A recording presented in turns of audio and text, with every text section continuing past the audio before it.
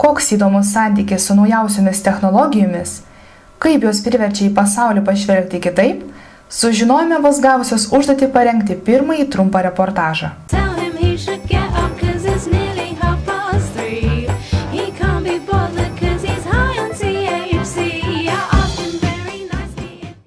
Į interviu su etnologe Gražina Kadžytė išsiruošusią Ievą, naujosios technologijos dar kartą patikino, kad su jomis žurnalistams sutarti išties nelengva.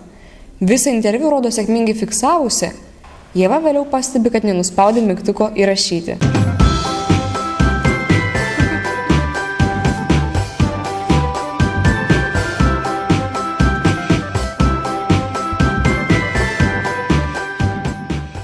Būna dienų, lyg tyčia.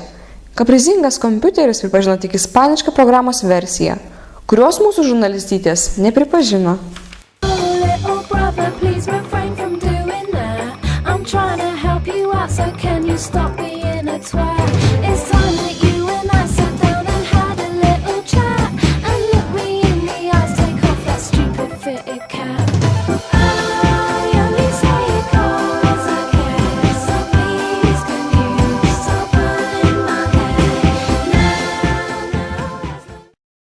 Susiruošusios į svečius pas LRT žurnalistą Benediktą Rupeiką mergaitės pasigėdo kameros trikojo arba žurnalistų liaudiškai vadinamo štatyvo.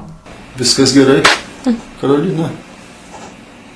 Mano vaizdas tinkamas dar? Taip. Gerai.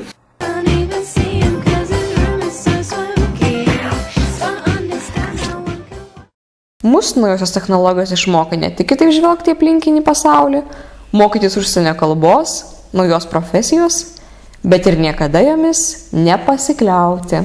Karolina Liukaitytė ir Ieva Rykštytė specialiai žurnalistikos institutui.